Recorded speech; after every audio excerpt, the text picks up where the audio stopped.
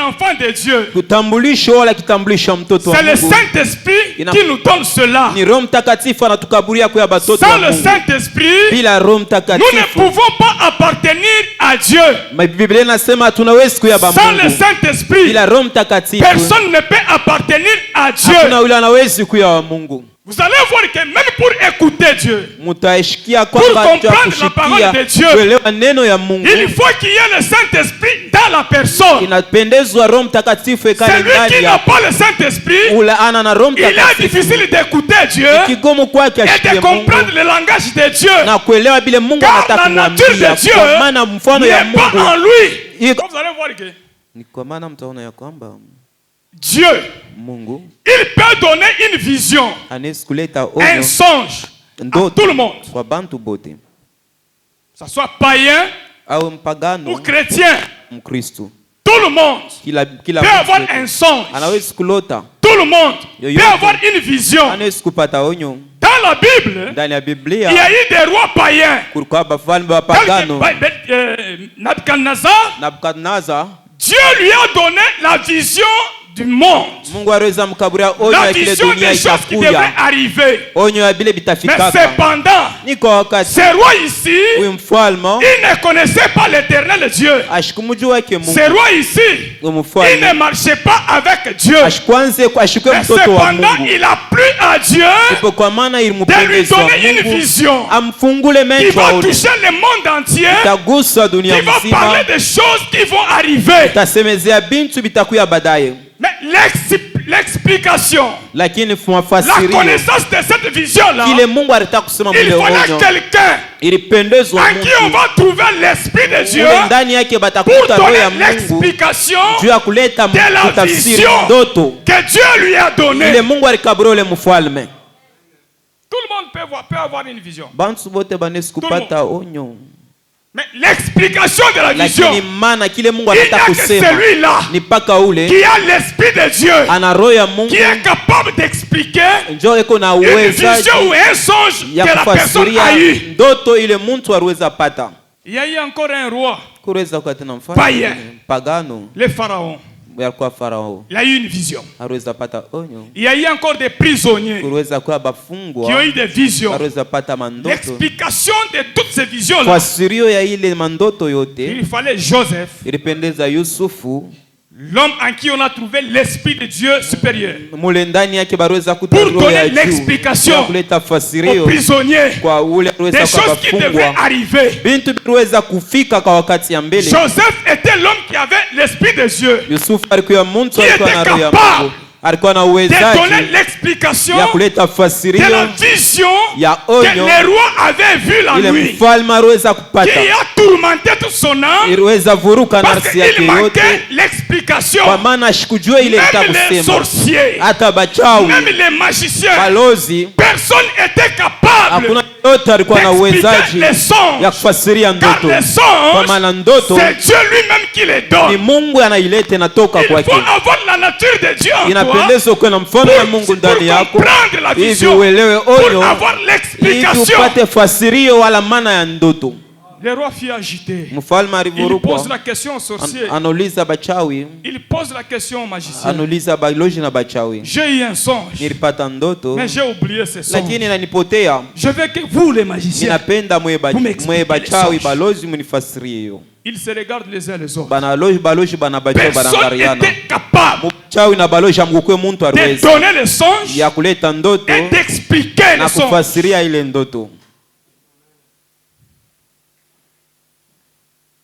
Un serviteur du roi, Mtumishi wa il se mfalme souvient, anakumbuka quand on était en prison, wakati tulikuwa nous bafungwa, avons reconnu tuliweza kutambua un hébreu mwenye Ebrania qui moya avait l'Esprit de Dieu alikuwa na roho ya en lui. Mungu ndani yake. Celui-là, Yule ule il nous a expliqué aliweza tufasiria chacun son kila songe. mmoja ndoto Et yake, la chose est na bila arrivée alisema biliweza selon qu'il kufika a donné l'explication. kulinganishwa bila aliweza kusema.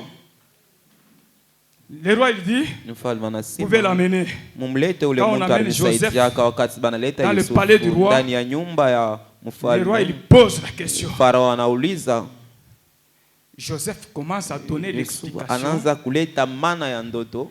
du songe. analeta maana ya Il ndoto, explique et le roi fut convaincu. anafasiria na mfalme Pourquoi? anachika seni hivi. L'Esprit de Dieu dans la personne Njua nini roho ya muntu nous ndani ya permet à binadamu vivre le surnaturel, inaturuhusu tuishi vya nous kimungu, permet à vivre la nature tuishi de Dieu, mfano wa Mungu, nous permet à comprendre, turuhusu tuelewe, à donner l'explication kuleta fasirio des choses que l'intelligence ne parvient pas à saisir. vile bintu wa kila binadamu haiwezi kubamba wala kuleta maana yayo. Vous avez terminé. Sans le Saint-Esprit, Bila Roho Mtakatifu personne ne peut expliquer. hakuna anawezi fasiria. Et lorsque nous entrons dans le Nouveau Testament, Wakati tunaingia mwagano mpya, Jésus il appelle Pierre, Yesu anamwita Petro, Jacques Yakobo et Jean. na Yohano, Il va monter avec eux na anapanda nabo sur une très haute kwa montagne, mlima mkubwa, là où Jésus priait. kule Yesu alianza kuomba. Jésus fut transfiguré. Yesu amebadilika kwa Il y a eu utukufu. l'apparition de Moïse, Kuweza Musa aliweza kuonekana l'apparition de Élie. na Elia aliweza kuonekana. Pierre, il s'écria directement, Petro analalamika, Maître, mwalimu, permets-moi niruhusu que nous puissions construire tuweze kuyenga 3 tentes. mahema 3, Une pour toi, moya jako, l'autre pour Moïse, moya ya Musa et l'autre pour na ingine Élie. ndio ya Elia. Jésus, quand il a entendu cela, Yesu wakati aliweza kushikia vile, cette vision disparaît. ile onyo inapotea Et ils tombèrent tous par na terre. bote banaanguka chini, Jésus a compris qu'ils n'ont rien compris. boa bakuelewe kintu, Ils ont vu la vision. baruona onyo. Pierre, Petro, Jean et Jacques Yohana na n'ont pas Yakobo compris le sens abakuelewe maana de cette ya vision-là. ile onyo ile.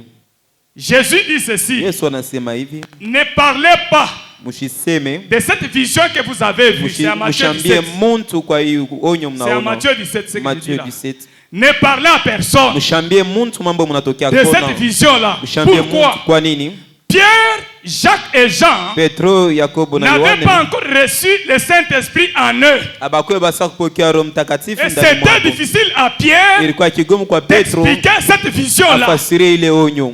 C'était difficile à Jean Ilikuwa kigumu kwa Et à Yohana Jacques na kwa Yakobo de donner l'explication de ce qu'ils ont vu. balete maana ya bile baruweza Jusqu'à kuona. ce que Jésus est mort ressuscité, Paka na pale Yesu Pierre anakufa na et Jean et kufufuka, Jacques. Petro na Yohana na personne Yakobo n'avait donné hakuna l'explication. mtu aliweza leta Il maana. fallait que Paul vienne Ilipendezwa Paulo rempli akuye du Saint-Esprit mwenye kujazwa na Roho pour nous Mtakatifu donner juu l'explication atukaburie de maana cette vision sur la ya ile montagne. onyo yenye kumulima. Or, nous savons que Moïse Tunajua kwamba était Musa mort. aliweza kufa, Élie Elia est monté au ciel. aliweza chukuliwa. On a vu Moïse apparaître. Tuliona Musa C'est-à-dire kufufuka, quoi? ni kusema nini? Moïse est Musa ressuscité. aliweza kufufuka. Élie, c'est le vivant qui est monté au ciel. Elia ni mzima alipanda Quand Paul mbinguni. il arrive, Wakati Paulo il nous anafika donne l'explication. Il dit atukaburia ceci. mafasirio, anasema Ne vous hivi, inquiétez pas usisumbuke de ceux qui sont morts. kwa benye Quand kufa, à un signal donné, kwa maana kwa alama au son de la fulani, trompette, kwa ile sauti ya les morts en tarumbeta, Christ bafu katika Kristu ressusciteront premièrement. watafufuka cha kwanza, Et nous, na les shie vivants,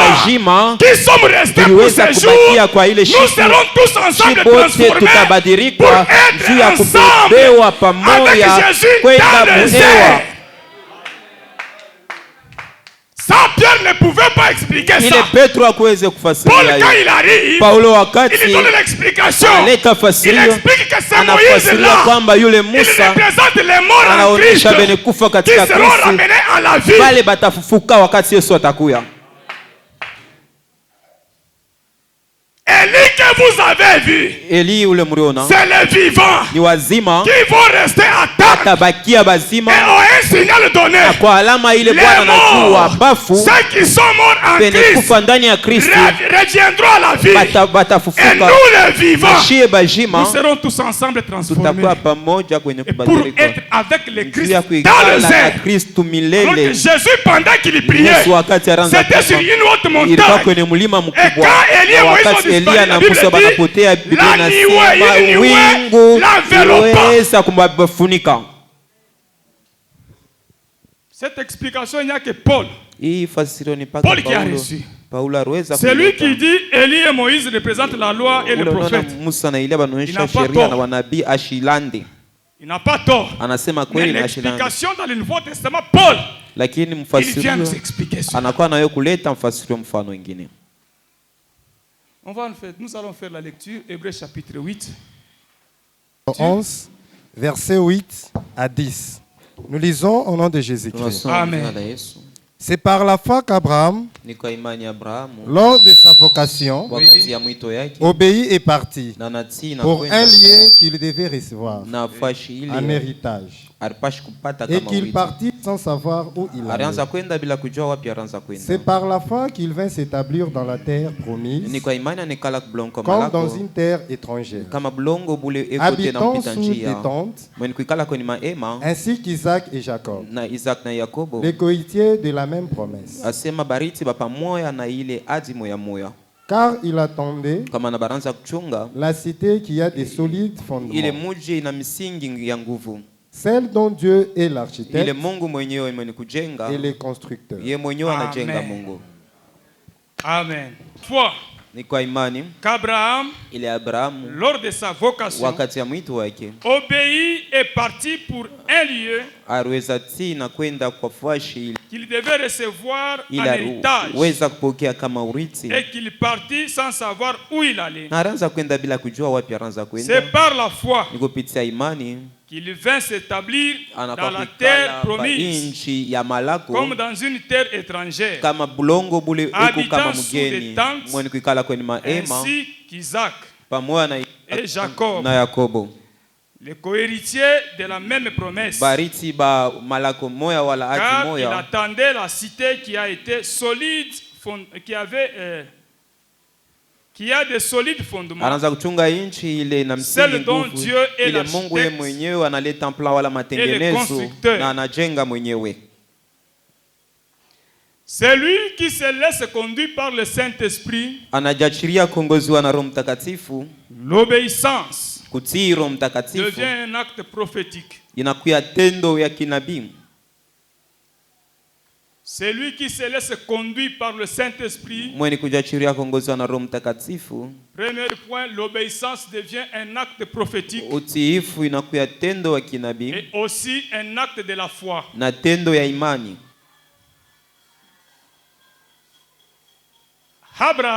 Abraham, il vivait près de sa famille. Anaanza kuishi karibu na kizazi yake. Abrahamu, ils étaient tous dans la famille des polythéistes. Baruweza kuya tena mwile kizazi banabudu Ils ne Mungu connaissaient mingi. pas l'éternel Dieu. Ile baranza abudu Mungu mingi abamujue Mungu moya wa Et kweli. l'éternel n'était pas leur Dieu. Na wa milele ashukuye mbele Mungu wabo moya Parce ule que baranza son kwa père, budu. Kwa maana Abraham, baba yake Abrahamu, Son père baba yake avait aussi ses dieux. Terash alikuwa na miungu yake naye. Ces dieux-là, Yule miungu ya Terash on appelait les dieux étrangers. inaitwa miungu mgeni. Parce que seul l'éternel Kama na nipaka est milele le Dieu Mungu. créateur. Mungu moya bule C'est lui mumbaji. qui a créé les cieux et la terre. Arumba mbingu na dunia. On l'appelait éternel Dieu. Banamwitwa milele Mungu. Parce qu'à ce temps-là, Kwa maana kwa ile wakati personne ne connaissait le nom de Dieu. hakuna ule aliweza kujua jina ya Mungu. Alors, quand Dieu cherchait quelqu'un sur la terre, Wakati Mungu anaanza tafuta nani atanza naye pa la dunia, personne avec qui il va traiter l'alliance, ule Mungu atafanya naye agano, alors que Dieu va trouver Abraham, ni pale Mungu arenda kumukuta Abrahamu. il va parler à Abraham. Anazungumza na Abrahamu. Abraham a entendu la voix de Dieu, Abrahamu alishikia sauti ya lui Mungu, disant, yani kumwambia quitte ton pays, toka mwinchi yako, ta famille, toka kizazi ta yako, parenté, toka va mkikasi yenu, dans un pays étranger wende mwinchi ile où nitakuonesha je t'envoie. mule na kutuma. Abraham, sans se poser de questions, Abrahamu anaruliza, Abraham, sans se poser qui était ce Dieu-là, Abrahamu bila kujuliza yule Mungu alikuwa nani, il va accepter cet appel aliweza kubali ile mwito et il va croire à cet appel-là. na anaaminia kwenye ile mwito. Il va obéir à la voix qu'il a entendue. Anatii kwa sauti aliweza Abraham kusikia. est sorti. Abrahamu aliweza kutoka. Cet acte que Abraham a posé, Ile tendo Abrahamu aliweza kufanya c'était l'obéissance que ilikuwa ni Abraham a utiifu, ile posée. Abrahamu aliweza kufanya, Et cette na obéissance-là ile utiifu était un acte prophétique ilikuwa tendo ya kinabii que Abraham avait posé. ile Abrahamu aliweza kufanya. Le fait que Abraham ait ait accepté, vile Abrahamu aliweza kukubali, Abraham a cru à la parole, Abrahamu anaaminia neno, il est sorti. aliweza Nous kutoka. comprenons cet acte comme prophétique comment? Tunaaminia ile tendo kama ya kinabii. Mfano Cet kani acte d'Abraham ile tendo ya Abrahamu prophétisait ce que l'Éternel Dieu ilianza kuonesha kila mbele devrait Mungu faire dans les jours à venir. alipashi kufanya kwa mashiko ya kumbele. Ce que l'Éternel Dieu devrait Ila mbele réaliser comme Mungu plan. aliweza kutengeneza, C'était le plan du salut kwani matengenezo ya que Abraham wokovu, a fait. ila Abrahamu aliweza Il a kufanya, accompli le plan du salut alitimiza que tengenezo ya lui-même ne wokovu, se rendait pas compte. ila yeye mwenyewe kwanza Pourquoi? kutambua Parce que kama c'était un acte kama prophétique ilikuwa tendo ya que kinabii, Abraham ila posait. Abrahamu aliweza C'est kufanya. pourquoi nous sommes en Ndipo train kwa de dire maana ceci. tunaitwa kusema Aujourd'hui, hivi, lorsque vous écoutez la parole de Dieu, leo kama unashika neno ya celui Mungu qui accepte la parole mwenye et kuyakubali qui croit à cette na parole, anaaminia kwa ile la neno, parole de Dieu dit ceci. neno inasema Tu hivi, dois te séparer inapendezwa de wachane toutes les mauvaises na choses. binti yote Tu dois mbaya, te séparer inapendezwa du wachane péché. na Tu dhambi, dois prendre la bonne décision inapendezwa ubebe mpango pour suivre hivyo ufuate celui qui t'a appelé, ule aliweza qui est kuita notre Seigneur mwenye Jésus kuya Christ. Bwana Yesu Kristo. Mais pour Abraham, en ce temps-là, Kwa Abrahamu kwa ile c'était wakati seulement un acte. ilikuwa mbele Il a tendo, entendu une voix aliweza shikia et il a sauti, posé cet acte-là. aliweza kutenda En tendo, posant l'acte, mkutoka kule il waliomba était en train atoke, de prophétiser alianza kutabiri les choses que l'Éternel Dieu, ile binti wa milele devrait Mungu faire. alipashi Cet acte prophétique ile tendo ya kinabii, que Abraham a posé, ila Abrahamu aliweza qui kufanya, avait comme base ilikuwa kama na msingi. l'obéissance. Tout acte posé Tendo yote ni kutendewa devant Dieu mbele ya Mungu, a toujours caché inekalake sa un autre kuchamisha, langage à l'intérieur. kusema wala msemo ingine ndani yake. Regardez Joseph. Angalieni Yusufu, Il va expliquer le songe anafasiria ndoto devant ses frères. mbele ya banduku yake.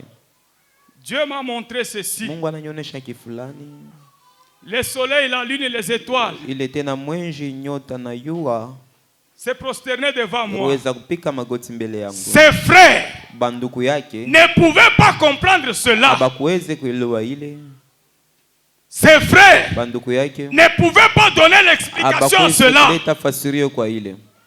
Mais le père Jacob, Lakini baba qui avait l'esprit de Dieu en lui, ule alikuwa na roho ya Mungu ndani yake, il comprend le sens de la vision. anaelewa kile ndoto litapasha, Il va donner l'explication à cela. analeta maana Il ya dit, c'est-à-dire, ni unataka tu kusema, veux dire unataka que kusema moi, ton mie père, baba yako ta mère mama et yako tous tes frères, na banduku yako nous viendrons nous prosterner devant wote toi. kupika magoti mbele Et yako, il menaça Jacob, Joseph, na ruweza de kumkebesha ne plus parler ande, ainsi, anasema usipime tena pour que kulalamika ses hivi. frères Hivi ne banduku le yake prennent pas à la haine. bashiweze mchukia, Mais ils avaient déjà entendu.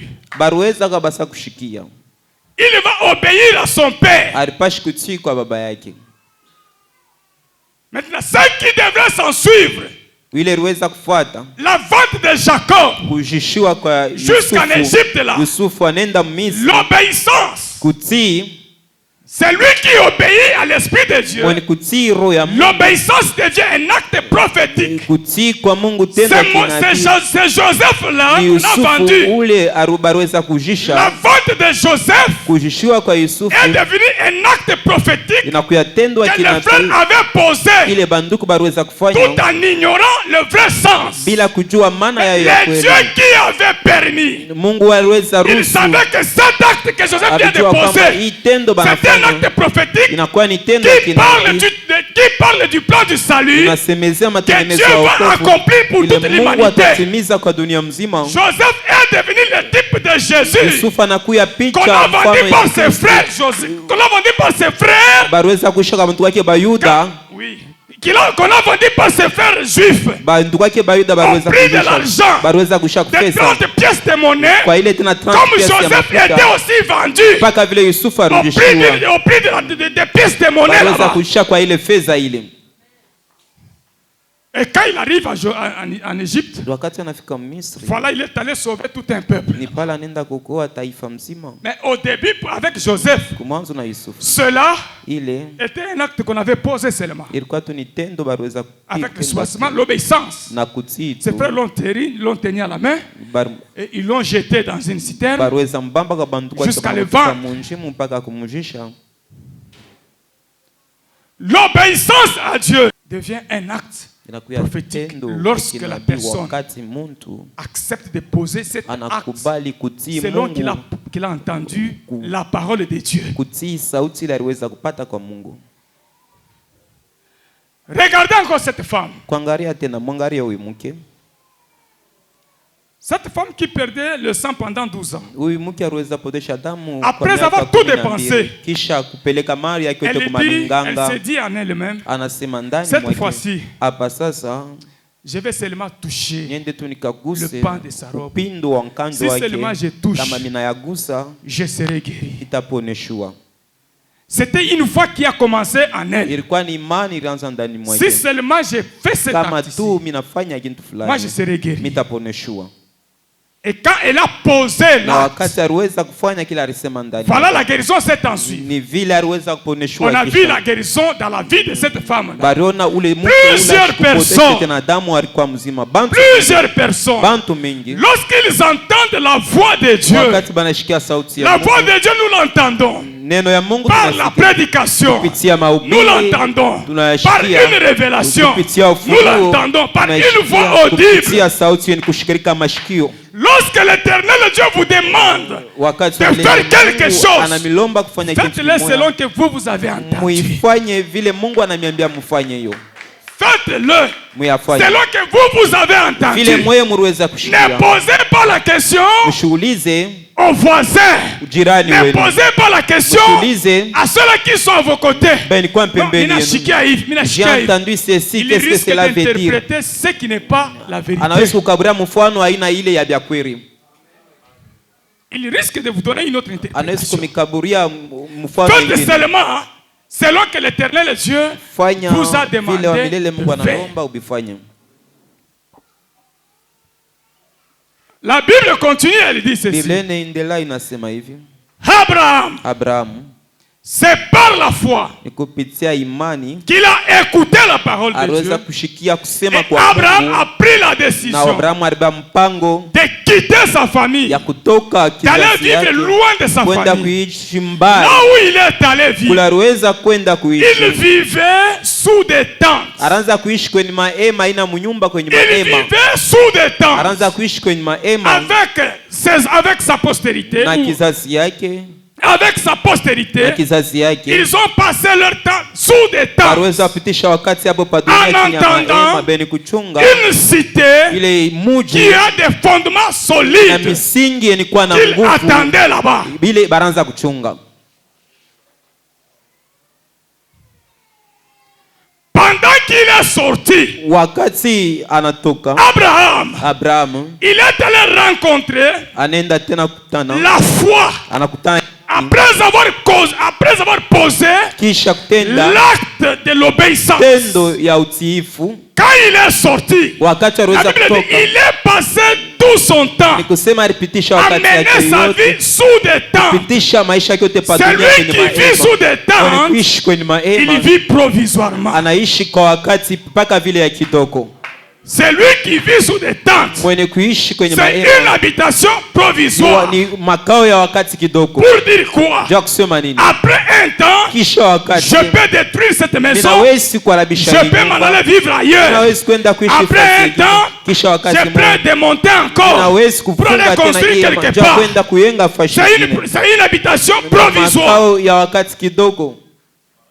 Et cette vie-là qu'Abraham menait, Na ile maisha Abrahamu anaanza c'était une vie kuishi prophétique. ilikuwa ni maisha Que ilianza Abraham kuonesha était en vitu vitakuya. train de vivre. Ile Abrahamu anaanza kuishi Vivre sous des tentes. kuishi kwenye mahema Cela représente kulinganishwa La vie que nous sommes en train de maisha mener, tukunaishi la hapa, vie que nous avons ici, maisha tunayo hapa c'est une vie qui est provisoire. ni maisha wa muda C'est une kidogo, vie pour un temps. maisha wakati La kidogo. vraie vie Maisha ya est kweli celui que nous sommes en train maisha d'attendre. ile tunachunga Kristo anaenda Les kutayarishia. tentes qu'Abraham vivait Mwili ema Abrahamu anaanza représente kuishi, les corps inaonyesha mwili que mule nous nous ulipo, portons ici. mwili mule Un ulipo. jour, Siku moja les corps que nous portons mwili tunayo hii peut être détruite. inaweza Les kuharibishwa, corps que nous portons mwili tunayo va disparaître. itapotea. Siku Nous moja allons vêtir tutaishi, un autre corps. tutabaki Où nous tutabala allons mwili entrer yengine dans la cité mule qui tutengia a mwile des solides muji fondements. ina misingi ila Que Dieu itingizike. lui-même Ule Mungu est mwenyewe architecte. mwenye kuleta Ça matengenezo sera une ville inakuya que l'homme n'a pas bâtie. ile muntu Ça sera une akuyeke, ville inakuwa ile que mtu l'Éternel lui-même ile wa milele mwenye aura bâti atayenga pour son peuple. juu ya taifa yake. Et ce solide fondement-là, Ile msingi Paul, il haitingizike. explique cela, il dit Paulo quoi? anafasiri anasema nini? Où Jésus il dit, et lui-même il explique. Yeye mwenyewe anafasiri anasema Il dit, il y a un homme qui a bâti sa maison. kuna mtu mmoja alianza kujenga nyumba Sur un yake, roc. aliweza kujenga Un kwenye homme qui a mwamba, bâti sur le sable. mwingine aliweza kujenga kwenye Quand le mchanga, vent souffle, wakati mpepo aliweza celui qui a kuya nguvu, bâti sur le sable, anayojenga nyumba yake la kwenye maison va mchanga, s'écrouler. nyumba yake iliweza Celui qui a kuanguka. bâti sur Ule le roc, alijenga nyumba yake la kwenye maison va mwamba, résister. nyumba yake Parce ilishimama que le imara, fondement kwa maana est msingi solide. iko ya Et ce nguvu, na fondement-là, ile msingi c'est ni Jésus-Christ. Yesu Kristo. Ce fondement-là, c'est Ile msingi ni Jésus-Christ. Yesu Kristo. Et cette vie-là, Na ile Abraham l'a vécue ile maisha Abrahamu dans sa aliishi chair. mumwili yake, Il l'a vécu dans sa chair. aliweza kuishi wakati alikuwa hapa dunia, Il a passé tout son temps alipitisha wakati yake yote sous des tentes. kwenye kuishi Sa kwenye postérité mahema. dans le désert Kizazi a yake passé tout iliweza son kupitisha temps sous des wakati tentes. kwenye mahema, Même la maison de Dieu, le tabernacle, hata hema ya était Mungu sous des tentes. iliweza kuya En kwenye entendant mahema, mwenye la kuchunga terre promise kuya na que tumaini Dieu lui-même avait kwa promis ile à bloku kwa Abraham de malako donner. Mungu alimulaka Abrahamu.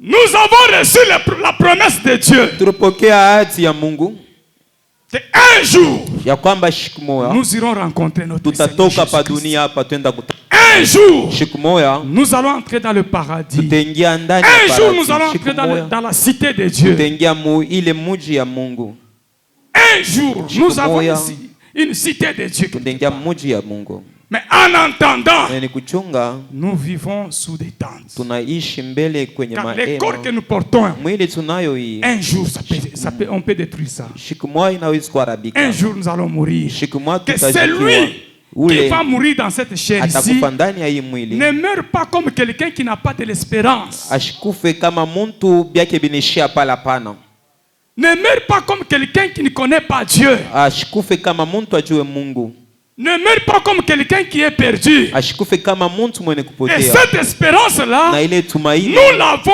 en Jésus-Christ par tunayo son ndani esprit. ya Yesu Kristo kupitia Car Roho c'est yake. lui qui va nous ramener à la vie. Ule atatukaburia C'est le uzima, Saint-Esprit que nous avons ni Roho reçu. Mtakatifu atatufufula ule tuweza pokea.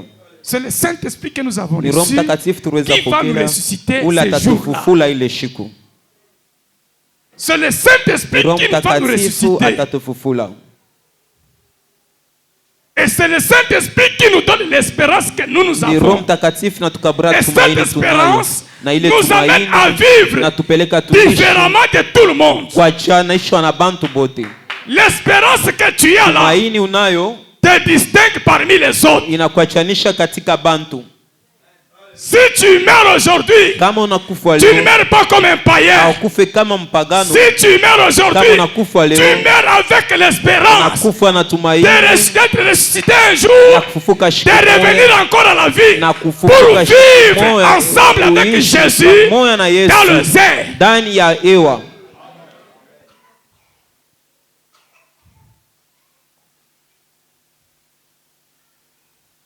Et il n'y a que celui-là Ni paka yule qui a l'Esprit de Dieu ana en roho ya lui. Mungu ndani yake. L'importance d'avoir le Saint-Esprit, Maana wala faida ya kuwa na Roho Mtakatifu, il va nous amener à côté de Dieu. Roho Mtakatifu Parce que tatunyakua c'est mpaka lui qui pembeni ya connaît Mungu. où Dieu est. Ni Roho Mtakatifu anajua wapi pana C'est makao lui ya qui Mungu. connaît Ni Roho Mtakatifu anajua le chemin. njia. C'est lui qui connaît où il va nous Ule amener. anajua wapi iko natupeleka. Personne avec son intelligence Hakuna mtu atamua ingawa akili yake ne peut rencontrer Dieu. anawezi kwenda kukutana na Mungu kupitia akili Nous yake. pouvons rencontrer Dieu. Tunawezi kukutana par na son Mungu esprit. kupitia roho yake. Il n'a que par son Ni esprit. pa kupitia Il roho n'y ya a que l'esprit de Mungu. Dieu qui peut nous Ni roho amener. ya Mungu à inaweza rencontrer kutupeleka Dieu. kukutana na Mungu. Il n'y a que l'esprit de Dieu. Mpaka roho ya Mungu. Et c'est lui qui croit Na ula naaminia qu'il a déjà reçu l'esprit de Dieu. ameshapokea roho ya Ce Mungu. matin, je te dis, Asubuhi nakwambia laisse-toi conduire ujache ongozewe par l'esprit de Dieu. kupitia roho ya Mungu. Laisse-toi conduire Acha ongoziwe par l'esprit de na Dieu. roho ya Mungu. Car l'esprit de Dieu Kwa maana roho ya Mungu fait de nous les inafanya enfants de nasi Dieu. watoto ya Mungu. L'esprit de Roho Dieu ya Mungu connaît le chemin de inajua Dieu. njia ya Mungu. L'esprit de Dieu Roho Mtakatifu connaît la volonté de inajua Dieu. ile Mungu anataka. L'esprit de Dieu Roho ya Mungu va nous amener à rencontrer Dieu itatupeleka un jour. kukutanika na Mungu siku moja. Il n'y a que l'esprit de Dieu. On va en faire encore la lecture. Romains chapitre 4. Romains chapitre 4. Verset jusqu'à 12. Romains chapitre 4, 8, 12. Romains chapitre 4, le verset 8 à Oui. 12. Heureux l'homme à qui le Seigneur n'impute pas son péché. Muntu ule ni wa heri ule Mungu ashapize dhambi yake. Ce bonheur n'est-il que pour les circoncis? Na hii tena kushipo kwa pisa dhambi yako ni paka ya bale bene kutariwa. Ou est-il également pour les incirconcis? Na iku tena vile na bale bene bene kutariwa. Car nous disons que la foi fit imputer à justice à Abraham. Kwa imani Abrahamu aliweza kusabiwa haki. Comment donc lui fit-elle imputer? Aliweza kusabiwa haki mfano kani? Est-ce après Ni kisha ou avant sa circoncision? wala tariwe. Il n'était pas encore circoncis, Ashikoma ni kutariwa. il était incirconcis. Alikuya ashupo kutariwa. Et il reçut le signe de la circoncision Aliweza kupokea alama ya kutariwa comme sceau de la justice kama vile chapa ya uwaki qu'il avait obtenu après la foi ila aliweza kuipata kupitia imani quand il était incirconcis, wakati ila shikoma ni kutariwa. afin d'être le père de tous les incirconcis qui croient, Hivi akuye baba bashipo bote beni kutariwa beni kuaminia. pour que la justice leur fût aussi imputée. Nabo basabiwa haki. Et le père des circoncis, Na baba ubeni kutariwa qui ne sont pas seulement circoncis, abeni paka beni kutariwa bule mais encore qui marchent sur les traces de la foi mebeni kutembea kulinganishwa imani de notre père Abraham ya baba yetu Abrahamu quand il était incirconcis. wakati alikuwa Amen. ashatariwa. Amen. Amina. Abrahamu D'autres personnes croient que bamingi banaminia kwamba Abrahamu il est seulement le père ni paka baba des Hébreux. ya Il Baebrania, est seulement le ni père paka baba des Juifs. wa Wayuda. Paul nous explique ici, Paulo anatufasiria hapa c'est par la foi ni kupitia imani que Abraham fut justifié. Abrahamu aliweza kusabiwa haki, Et pendant qu'il a eu cette na justification-là, wakati alipata ile kusabiwa haki, Abraham était incirconcis. Abrahamu ashikuwa sa kutahariwa.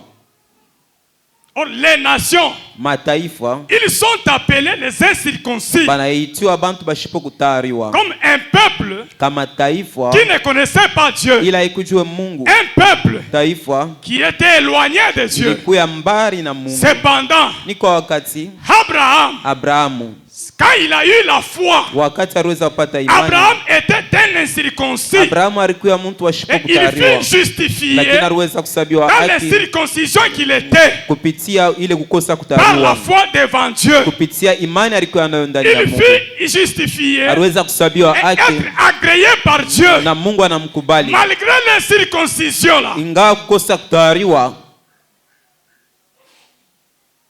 Jusqu'à ce que Dieu va lui demander na paka na pale Mungu à se anamwambia circoncis. hivi uende utahariwa. La circoncision que Abraham a reçue dans la chair Utahariwa ule Abraham alipata était mwili un mwake sceau ilikuwa ni que chapa l'éternel Dieu a posé ile wa milele Mungu aliweza pour kuweka maintenant distinguer juu ya kumwachanisha, les incirconcis kuachanisha bashipo et les kutahariwa circoncis. bene kutahariwa. Cela servait d'un sceau. Ile ilikuwa kama chapa Maintenant, alama, Paul nous amène très loin là. na Paulo anatupeleka tena Devons-nous mbali. dire Ya que tutasema nini? Abraham Abrahamu est-il seulement le père des ipaka circoncis? baba bene kutahariwa wala Wayuda? Et si nous disons cela, Kama tunasema nous n'avons vile, pas raison. hatuna Parce na que quand sheria. Abraham avait reçu la Pale paix, Mungu alimwita il Abrahamu, était un incirconcis. alikuwa washipo kutahariwa, Il a été justifié lakini Mungu alimsabia par la haki foi kupitia en tant imani, qu'incirconcis. kama vile mtu C'est-à-dire washipo kutahariwa. l'éternel Dieu, Usema wa milele il avait Mungu tout un plan. alikuwa na Avant matengenezo d'appeler Abraham, ya kumwita il Abrahamu, avait tout un plan alikuwa na de matengenezo yote l'humanité. ya dunia Ce mzima. plan-là, Ni ile c'est le matengenezo, salut ni de l'humanité. matengenezo dunia zima. D'où Abraham, Kule il Abrahamu n'est pas seulement père anatupaka des baba circoncis ou des Hébreux. ya beni kutahariwa na Waebrania. Abrahamu Il est le père yeye ni baba des incirconcis, ya pale bashipo parce qu'il était kutahariwa, aussi kwa incirconcis. maana na yeye ashiko Il beni est aussi kutahariwa père des anapokea circoncis. mwito, na yeye ni Quand il a baba été circoncis, ni baba wa bakutahariwa, donc kwa nous, maana les alitahariwa, nations, kwa maana nous shima avons le droit de taifa dire, tuna ile haki ya Abraham kusema est notre Abrahamu père. yeye ni baba yetu. Abraham est notre père. Abrahamu ni baba yetu.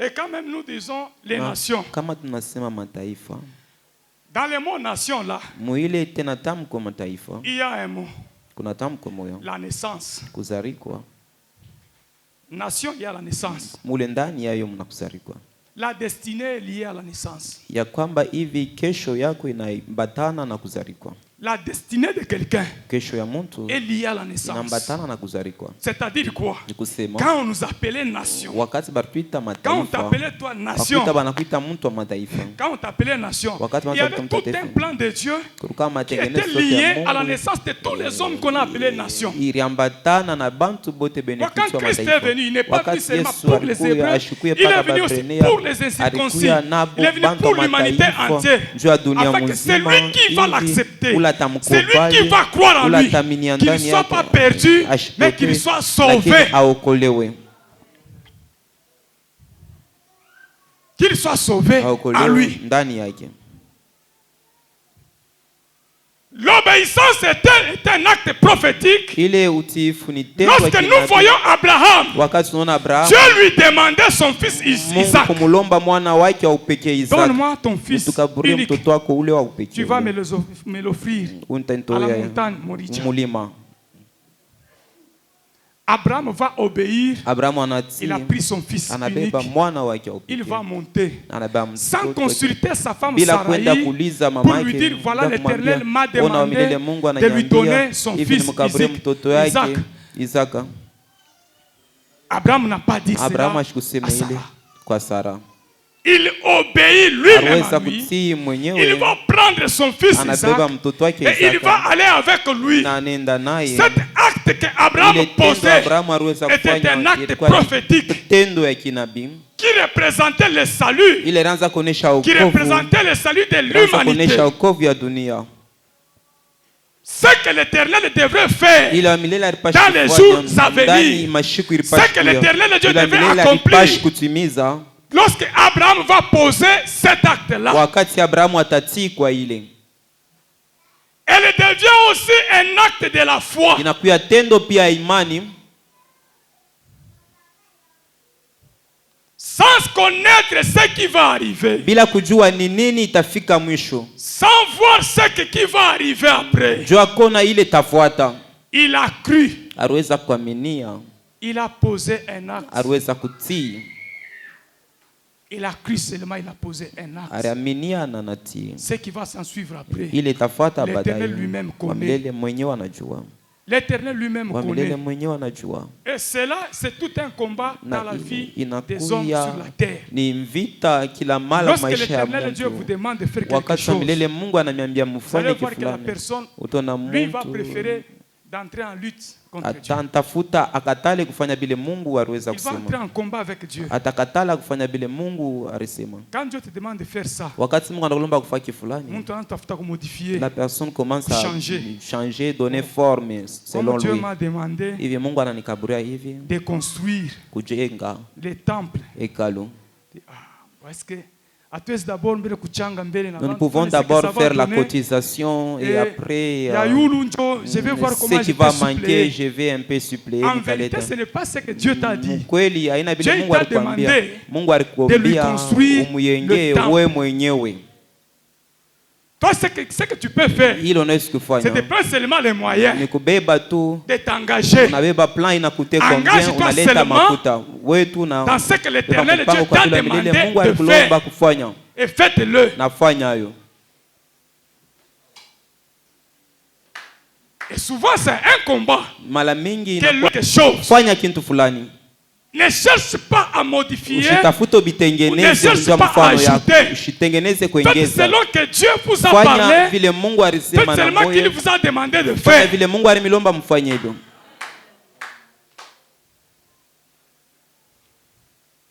Dieu peut te demander de faire quelque chose. Mungu anaweza Et kulomba souvent, kufanya l'Éternel kitu. nous demande de faire Vile toujours Mungu anatulombaka tufanye pour tu. son œuvre. Juu ya kazi yake. Toujours, Mara il nous a mingi toujours demandé de faire quelque anatulomba chose tufanye pour kitu. son œuvre. Juu bantu baokolewe. Dieu peut te demander Mungu anaweza kulomba. d'arranger les temples. Tengeneza hekalu. Arranger seulement. Vitengeneze tu. Mtu anaanza kumediter. Si seulement je faisais ça, Kama nafanya hivi. on va croire comme si moi, Batamini kwamba c'est mimi moi qui est bien placé. ni mie Mungu nalionesha. J'ai beaucoup d'argent. Non.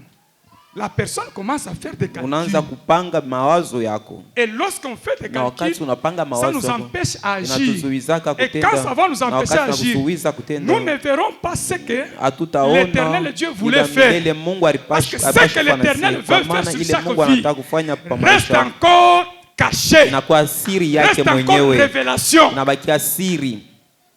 Ce que l'Éternel veut faire Ile Mungu anataka aujourd'hui kufanya avec leo toi, na wewe présentement là, kwa sasa, c'est encore une révélation. itingariki siri, Ça sera révélé itaonekana lorsque toi, tu vas wakati accomplir wewe ce que l'Éternel utatimiza Dieu te ila demande de milele faire. Mungu alikulomba ufanye.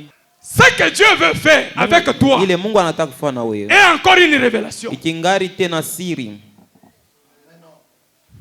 C'est encore une révélation. ningari siri.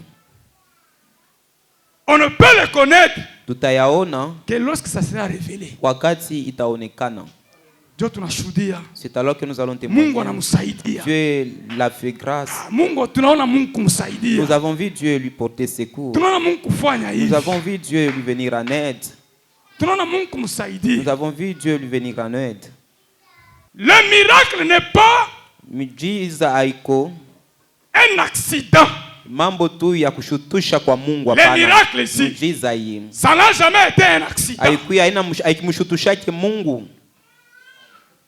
Le miracle n'est pas un accident. Miujiza haina kwa bure Le inafanyikaka. Miujiza Les miracles, nous avons expliqué ici, miujiza tulifasiri hapa, ce ne sont pas des accidents que l'homme peut rencontrer. haina tu bintu vya kumshutusha Mais ce sont des vile actes vinafanyika délibérés bila de Dieu. lengo. Ni Mungu yeye mwenyewe anafanya hayo. Ce sont des actes délibérés de Dieu Ni ile Mungu, en mapenzi ya réponse Mungu à la foi. kujibu ya kuimani. Ce sont des actes délibérés. Inakuwa C'est ni Dieu lui-même qui matengenezo ya décide de le Mungu. faire. Ni Mungu anaba mpango C'est kuifanya. Dieu lui-même qui décide Ni Mungu anaba mpango de faire quand il veut. ya kupenda Comme il kufanya veut, wakati comment? anapenda na mfano Ça kwenye dépend de atafanya. lui-même. Inafuatana na Mungu mwenyewe. Donc, celui qui s'attend à un miracle, Ule anachunga il doit miujiza, apprendre à être obéissant. anapendezwa kuwa mtiifu kwa Mungu. Obéis à cette foi qui te dit à l'intérieur. Si kwa ile sauti inasema ndani yako. Obéis à cette foi que tu Si écoutes. kwa ile sauti ya Mungu unashikia. Fais comme tu as entendu. Faites-le. Fanya bile Mungu anakuambia ufanye, fanya hivyo. Et tu verras le miracle. Na utaona Parce mjiza. que ce sont des actes délibérés de Dieu. Kwa maana ni matengenezo ya Les Mungu. actes qui proviennent de la foi. Ile matengenezo wala matendo Pose kutoka d'abord kwa un imani. acte. Wewe fanya mbele kintu. Ce qui va s'en suivre, Ile itafuata baadaye. C'est Dieu Ni lui-même. Mungu yeye C'est mwenyewe Dieu. ataendelesha hivyo. Mais qu'est-ce que toi tu veux? Sasa unataka nini? Qu'on voie d'abord directement les miracles. Tuonembe miujiza. Que Dieu fasse d'abord les miracles. Mungu anzie hapo mbele. Et Dieu tu t'en fais après. Et nous allons les Si suivre. Dieu Kama Mungu. commence avec les miracles. Mungu anaanzia hapo. Qui va l'écouter? Nani atamshikia? Qui va l'écouter? Nani atamshikia? Personne. Hakuna C'est ça mtu. qui fait que dans beaucoup de chrétiens, Ndio ile nafahamu Bakristo au mingi. lieu de s'attacher à Dieu, Hivi bambatane na ils Mungu. s'attachent d'abord aux choses de Dieu. Banambatana mbele na bintu vya Mungu.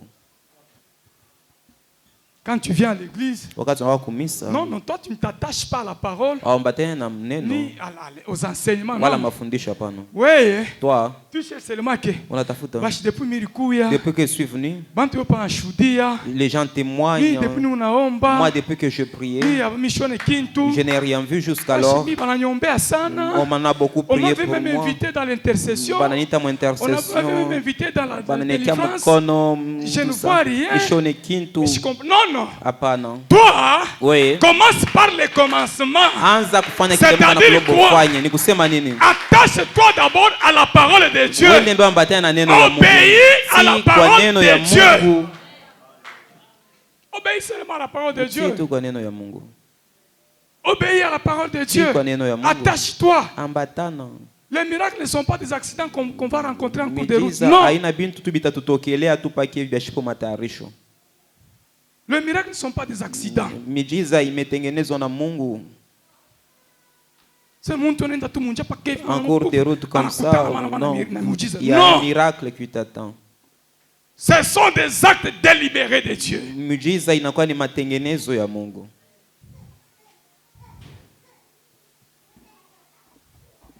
Obéis à la parole de Dieu. Kutii kwa neno ya Mungu. Obéis à la parole de Tii Dieu. neno ya Mungu. Tout celui qui est conduit par l'Esprit de Dieu. Yoyote anaongozewa na Roho Mtakatifu. L'obéissance de Dieu est un acte prophétique.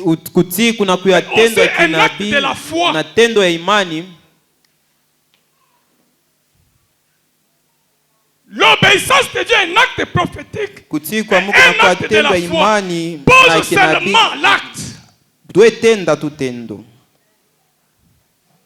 Pose seulement l'acte. Fatu kile Mungu anakulomba kufanya. Jésus demande aux lépreux, Yesu anabamlomba bene ukoma. allez-y, vous lavez. Endeni mwende mkajioneshe kwenye Asilo. mwende Allez-y, vous lavez. mkajioneshe kwenye mitume. Si ces lépreux ici Kama benye bale n'avaient benye pas ukoma obéi, abakutii n'avaient pas fait un mouvement abakuendake pour aller à Silo, juu ya kwenda personne kwenye ne pouvait être bakuani, purifié de sa lèpre hakuna en mtu cours de route. aliweza Personne, kutakaswa na personne, ukoma wake. Hakuna mtu, personne, hakuna mtu, personne. hakuna mtu. Ils ont commencé d'abord par l'obéissance Barianzi hapo et kutii à poser l'acte. na kutenda tendo. Pose seulement l'acte. Wewe tenda tu tendo, Pose seulement l'acte. tenda tu tendo. Dans l'acte de la foi, Mwile tendo ya imani il y a beaucoup de choses. kuna bintu mingi. Quelqu'un il peut avoir des problèmes. Muntu anesikiwa na Tu peux mambo, avoir des difficultés. anesikiwa na magumu, Tu sens dans ton cœur naimba moyoni que mwako ces difficultés hii ici, magumu, moi je vais poser un acte devant Dieu utafanya tendo mbele ya en Mungu. entente de quelque chose. Ninachunga kintu kwa Qu'est-ce que la kufanya personne pamoja. peut faire? Wakati kani Mungu Si on ne te anaweza montre pas des tactiques, des choses, kama kwambie bintu tu vas rester peut-être ignorant. utabakia Quelqu'un peut rester à la maison là. Mtu anayesikia kunyumba Il s'entend avec sa femme ou son mari. napatana na bibi yake, Nous allons prendre ceci. tutabeba hiki, Nous allons donner à l'éternel Dieu tutamkabura milele Mungu, pour voir si l'éternel Dieu ne kwa peut pas milele agir. Mungu ashwezi kutenda. Ça, c'est un acte de la foi que la personne pose. Ile ni kwa imani yenu mnafanya ile tendo. Ça, c'est un acte de foi Ile ni que kwa la imani personne yenu pose. ile mnafanya. On peut poser cette comme acte. Unaweza de kufanya la ile foi. tendo, Je donne ceci inaleta kifulani à Dieu. kwa Mungu. Le Dieu pour qui on a donné, Ule à qui Mungu ule on a uliweza donné, kukaburia il ile, connaît ton problème. anajua mambo Il yako, connaît ce que tu cherches. anajua ile uko Dieu, natafuta. il connaît. Mungu anajua, Il connaît. anajua. Maintenant, nous, qu'est-ce que nous faisons? Sasa shi On tunatafuta ne fait nini? rien. Atufanye Nous nous kikote, attendons seulement. tunachunga tu Mungu, Nous attendons seulement. tunachunga Mungu atufanyishe vyote, Nous nous attendons. tunachunga tu. Et nous allons attendre tutachunga jusque longtemps. mpaka na Et pale qu'est-ce que nous allons faire? tutafanya Nous allons nini? commencer à murmurer. Tutaanza kutompa, Posons des actes de la foi. tufanye matendo ya imani, Posez les actes de la foi. tutende matendo ya imani. Ça fait très mal quand moi j'entends le pasteur est en train Nashika pastor de crier Lalamika pour la construction du ya temple. majengo C'est comme s'il criait dans le désert. ni kama Yohana Est-ce Mbatizaji qu'ici, il n'y a mjangwa. personne, Hapa hakuna il n'y a mtu pas de gens qui peuvent poser des actes de la foi wanaweza kufanya matendo ya imani pour que cette construction hivi ile avance? majengo imalizike. Il n'y a personne qui peut Hakuna poser mtu l'acte de anaweza la foi kufanya ile tendo ya pour imani faire avancer cette hivi ile œuvre-là. kazi imalizike. Dieu n'a-t-il pas béni des gens ici? Ashikubariki bantu hapa. Dieu n'a-t-il pas amené des gens Mungu ashikupeleke hapa avec bantu l'objectif de construire? na matengenezo yako wewe ni kujenga. Amen. Amina. Amen. Amina. Parce que je parle à ton cœur. Je parle à ton cœur. Nasema na moyo wako. Même quand je parle là, Hata wakati Dieu unasema ne t'a-t-il pas encore parlé de ça? Nasema na wewe kwa ile. T'a-t-il pas encore montré cela? Ashakuonesha ile. Qu'est-ce que tu attends? Ni nini unachunga? Tu veux voir ton entreprise grandir. Unapendeza kuona biashara yako Voici kuendelea. l'occasion. Ona wakati. Voici le moment Wakati que ule. l'éternel Dieu, Ila milele Mungu. il t'a placé. Anakupa. C'est pour des moments comme celui-ci Kwa wakati kama que wakati. l'éternel ila a milele voulu Mungu alipenda. qu'il te voie ici. Akuone hapa. C'est pour des moments comme celui-ci. Wakati kama hii. Je te parle comme Esther. Ninakusemeza Comme on kama avait dit à Esther. Esther. Kama vile balimwambia Qui Esther. sait Nani que c'est anajua pour des moments comme Ndio kama celui-ci wakati kama que hii. l'éternel t'a Ila milele placé Mungu aliweza à côté kukuweka du roi pembeni ya pour mfalme. notre salut. Njoo wokovu yetu. Sache ceci, Esther. Kuyajua Si tu ne fais rien, kama wewe unakatala le salut wokovu peut provenir même de très loin. Mungu atatumia hata mtu mwingine, Et si on doit tuer les Juifs, na kamba ataoa n'oublie Yuda pas ushisabwe que toi aussi, na wewe tu es juif. utakufwa.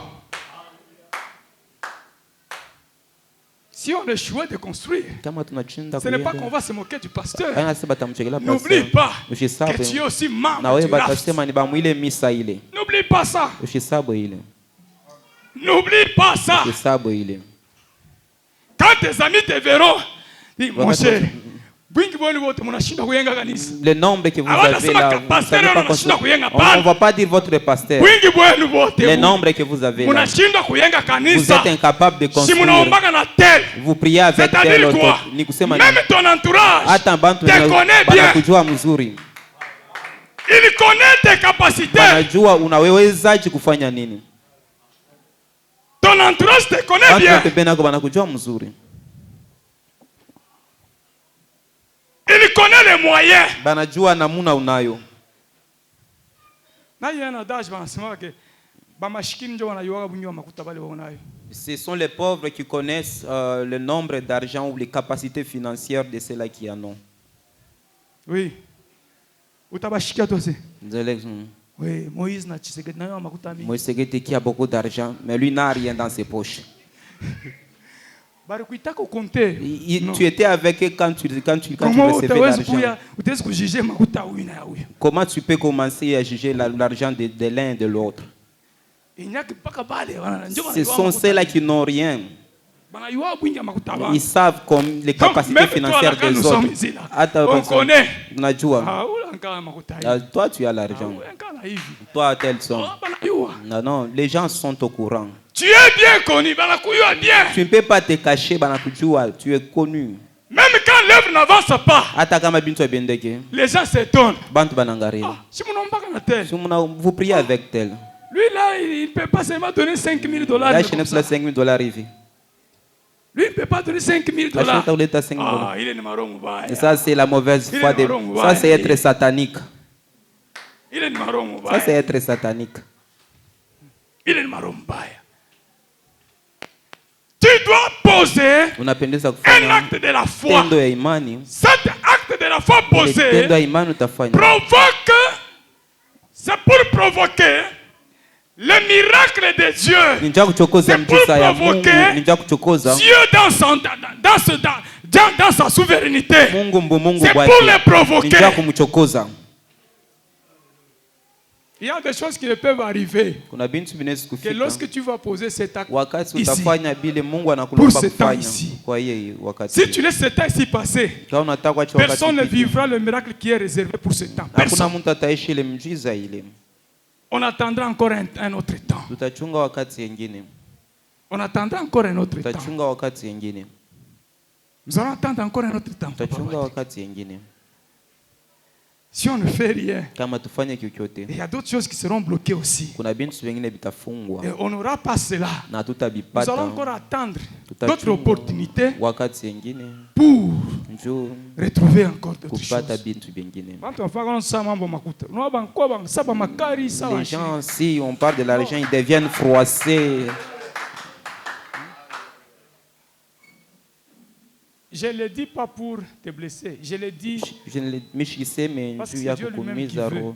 Parce que c'est Dieu lui-même qui veut. Il veut que nous puissions être obéissants et nous puissions aussi poser des actes de la foi. Je t'ai dit que celui qui se laisse conduire par l'Esprit de Dieu, l'obéissance est un acte prophétique.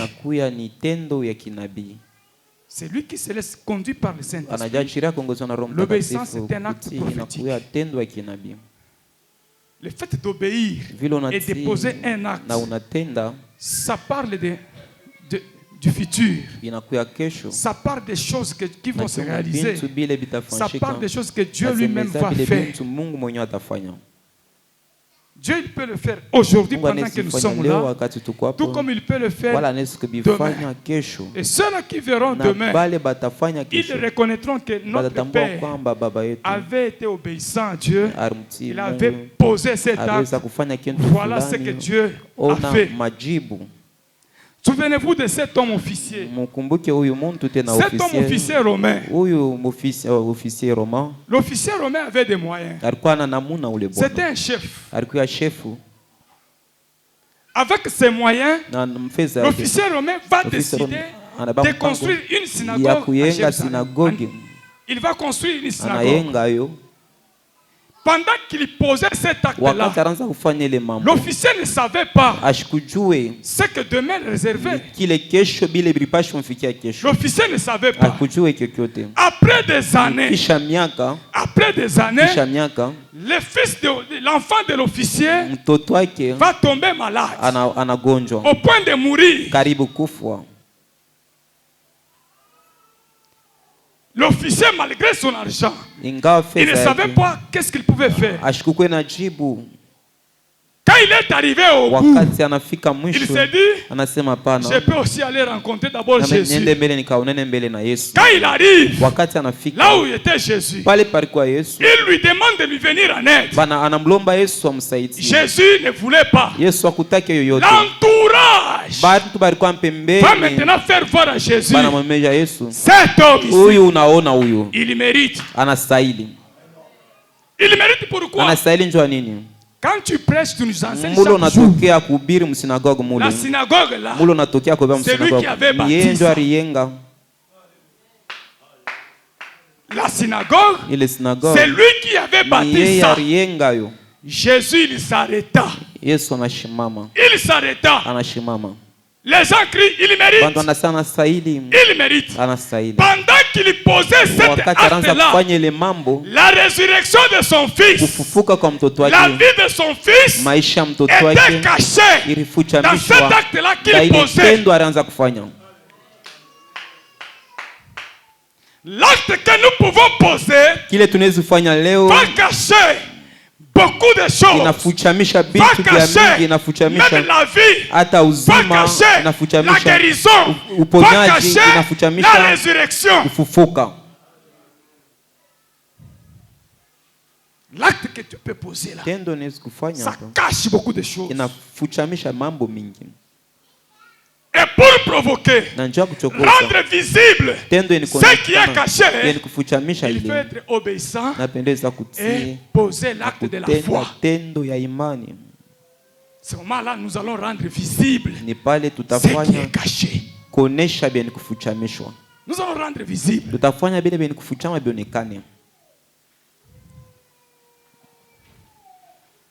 Pasteur, vous savez, les frères que vous avez baptisés il y a l'autre dimanche là. J'étais avec lui au service. Je lui dis ceci. Ce n'est pas un hasard que Dieu a voulu que je travaille avec toi. Et c'est pour ce temps ici que nous retrouvons aujourd'hui, que je vais te parler. Si tu rates ce temps, je ne sais pas. Pourquoi tu me dis ça? Moi, je vais te parler. Si tu peux accepter Jésus-Christ, si tu peux croire à Jésus-Christ, c'est possible que tu sois baptisé. Il va se taire. Ce que tu es en train de parler ici, moi je trouve qu'il y a un problème. Après avoir été baptisé, une semaine, vous l'avez baptisé le dimanche, le lundi, il est renvoyé.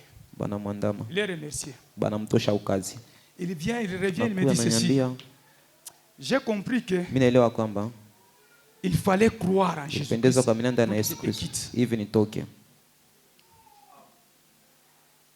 Il fallait seulement que ce temps arrive. Si j'avais raté ce temps-là, je ne pouvais pas recevoir Jésus-Christ. Je ne pouvais pas accepter le baptême. L'obéissance à Dieu permet que nous puissions découvrir ce qui est encore caché. Obéir. Ce que Dieu te dit. Rendre visible ce qui est caché. Rendre seulement visible ce qui est caché. Rendre visible. Obéir seulement. Parle de Jésus. Parle de Jésus. Car si tu ne parles pas, quelqu'un peut mourir. Et s'il mourait sans le connaître, parce que c'est toi qui es à la base. Pourquoi? Nous ne sommes pas obéissants. Nous ne sommes pas obéissants. Nous ne sommes pas obéissants.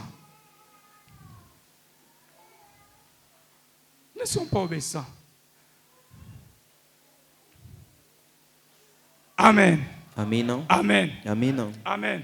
Amen. Y a-t-il quelqu'un à qui Dieu a parlé à son cœur? Amen. Amen. Y a-t-il quelqu'un à qui Dieu a parlé à son cœur? Amen. Amen. Amen. Amen. Es-tu prêt à poser l'acte de la foi? Amen. Amen. Amen. Amen. Es-tu prêt pour poser cet acte-là de la foi? Que chacun de nous,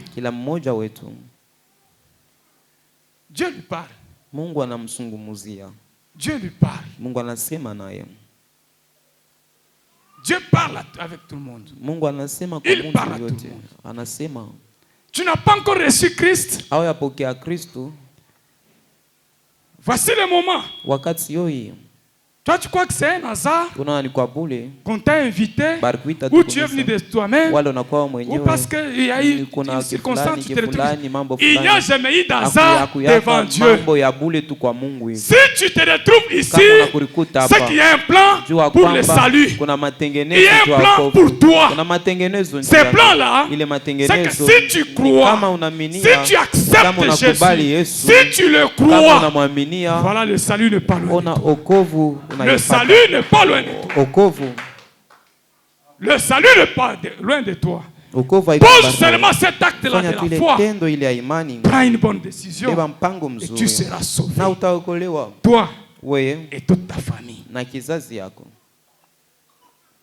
Quand toi tu vas croire, tu vas aussi parler à ta famille. Ta famille sera sauvée. Il n'y a pas un hasard. Laisse-toi conduire par l'Esprit de Dieu. Sois obéissant. Des fois, l'Éternel peut te demander de jeûner pour toi. Ce qui est difficile, ce qui est compliqué. Ou gêner même pour toi-même. Tu vois la personne bouder pour soi-même. Dieu te dit, entre en prière. Et tu sens aussi cette conviction remplir ton cœur. Tu dois entrer en jeûne. Prie pour ta vie, pour ta famille. Bien-aimé. Tu manges combien de fois par jour? Tu manges combien de fois par jour? La vie des Congolais, ils mangent une seule fois. Et c'est à 16h, 18h. 16h, 18h.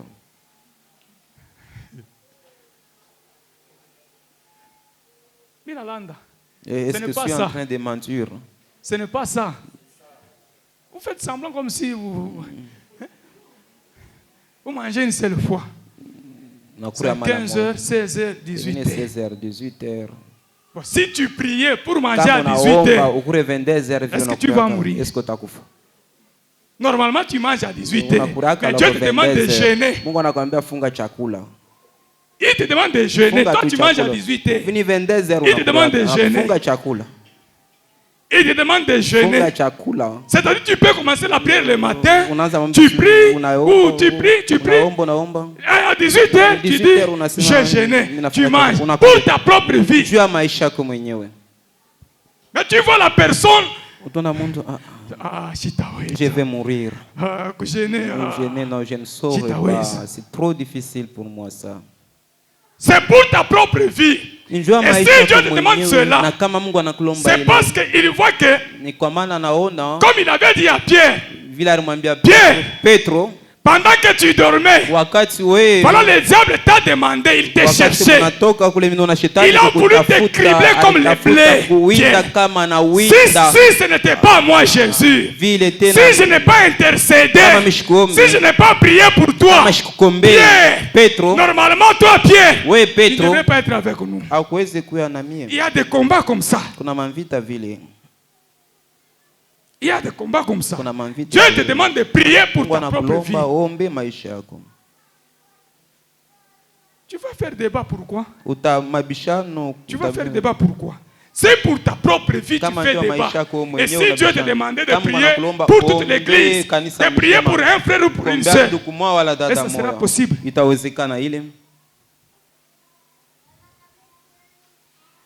Lorsqu'on n'est pas obéissant, nous sommes en train de fermer beaucoup de choses. Nous ne rendons pas visible la main de Dieu. Nous ne rendons pas visible ce que l'Éternel de Dieu veut faire avec nous. Sois seulement obéissant. Sois seulement obéissant. Il y a beaucoup de choses, normalement, qu'on ne doit pas commencer à insister. Si seulement on se laissait conduire par le Saint-Esprit. Nous allons seulement écouter et nous agissons. On écoute seulement, on agit. On écoute seulement, on agit. Il n'y a point de salut en aucun autre nom, sinon dans le nom de Jésus-Christ. Y a-t-il quelqu'un qui va prendre la décision d'accepter Jésus-Christ dans sa vie pour le salut? Tu es là, tu veux montrer l'obéissance à Dieu, tu vas te tenir debout, nous allons te voir.